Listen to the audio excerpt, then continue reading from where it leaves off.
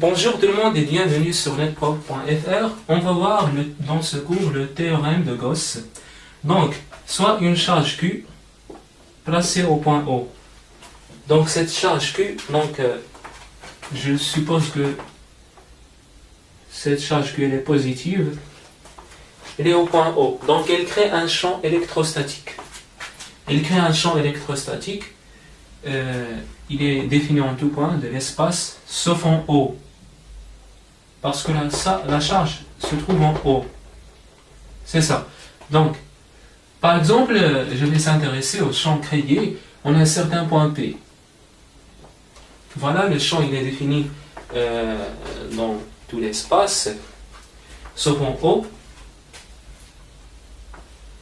Donc, puisque le champ il est dans tout l'espace, eh bien, je vais imaginer une petite surface qui est centrée par exemple sur P, une surface ds, une surface élémentaire, et je vais s'intéresser au flux du champ électrostatique créé par Q à travers cette surface élémentaire ds. Donc, le point E c'est ça, donc en P, voilà, ça c'est E en P. Donc, on va commencer notre chapitre par la détermination du flux. Donc d'abord, on va commencer par le flux de E. E c'est quoi? On a dit que c'est le champ électrostatique créé par une charge ponctuelle. Donc phi de E c'est le champ électrostatique créé par une charge ponctuelle à travers ds. Donc soit ds un petit élément de surface centré sur P. Ça veut dire que P il est le centre, il est centré sur P, P il est le centre. Soit ds un petit élément de surface centré sur P et Q une charge ponctuelle placée en O. Bien, cette charge ponctuelle, elle crée le champ E. Par exemple, ce qui va m'intéresser, c'est le champ créé en P. Et qu'une charge ponctuelle placée en O. Cette charge ponctuelle crée en P. Elle crée quoi? Le champ E en P, tel que E en P est égal, donc 1 sur 4 pi epsilon 0, la fameuse constante. Le champ créé par Q, elle est en O, elle crée en P le champ, elle est en O, elle crée en P le champ, donc OP vecteur sur OP au cube. Donc j'efface ça, le flux de champ, voilà. Donc E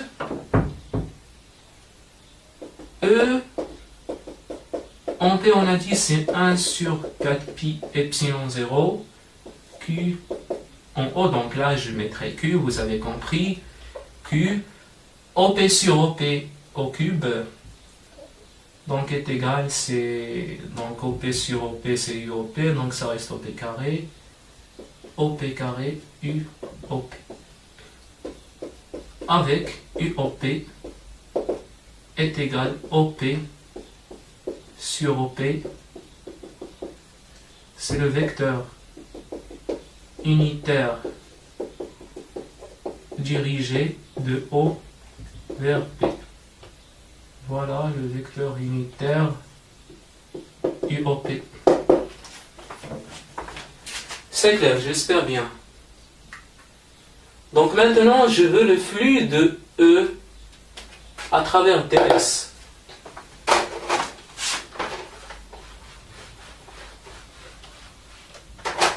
Donc l'expression, donc ça sera un flux élémentaire parce que c'est le flux à travers une surface élémentaire. Donc ça sera un flux élémentaire, donc défi. Défi est égal, je sais que c'est E scalaire ds. Oui, avec ds c'est quoi?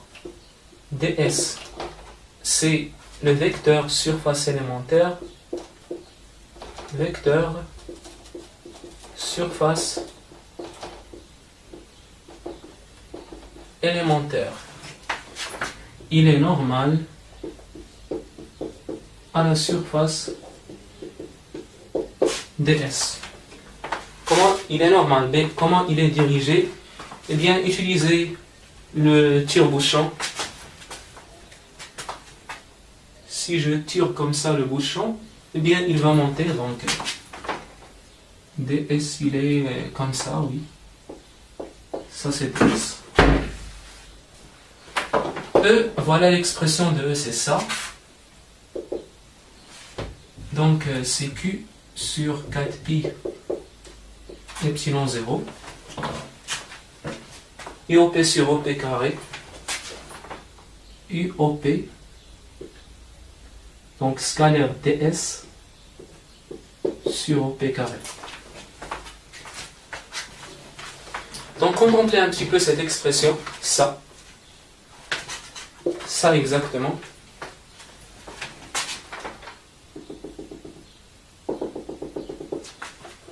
UOP. Scalaire ds. Donc, U c'est ça. Scalaire ds sur ce distance au carré. Donc, UOP scalaire ds sur OP carré, c'est l'angle solide sous lequel on voit ds. En fait, ds, pour bien voir, n'oubliez pas que ds c'est une surface.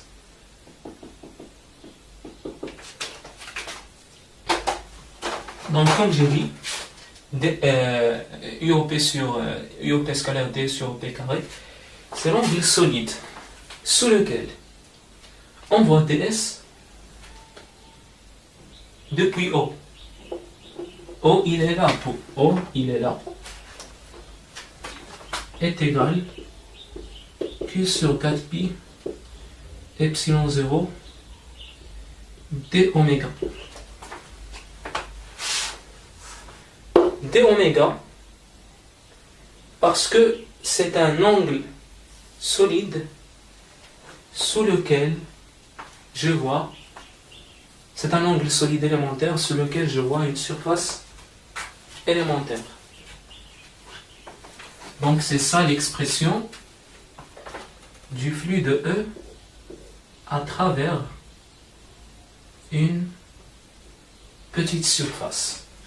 Et je peux ajouter, bien sûr, c'est le flux de E. Le E, c'est le champ électrostatique créé par une charge ponctuelle. En fait, ce flux-là, ce flux, il est valable quel que soit ds.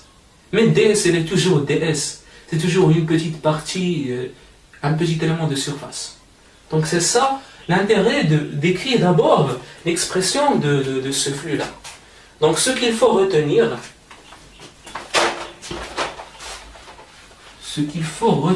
de tout ça, c'est que défi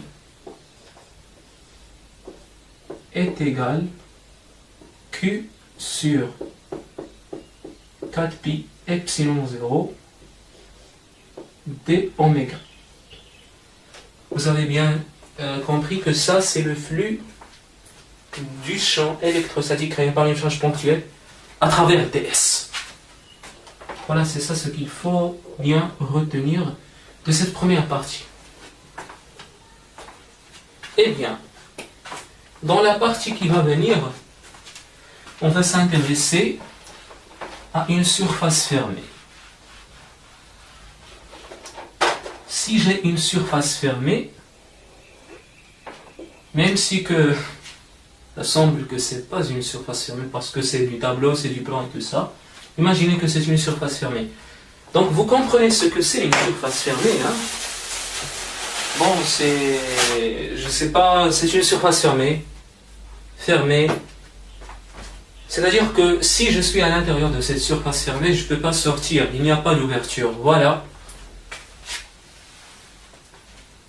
Donc, puisque c'est une surface fermée, donc, ça c'est une surface fermée, un cube, c'est une surface fermée. Bon là, notre surface fermée quelconque, on va considérer par exemple quelque chose comme ça, il est fermé. Donc le flux, le champ, eh bien, dans ce cas-là, le champ va traverser la surface 2 fois parce qu'elle est fermée. Il va entrer et puis il va sortir. Comme ça, par exemple, il va entrer à travers DS1 et il va sortir à travers DS2. Donc c'est ce qu'on va voir dans la partie qui va venir.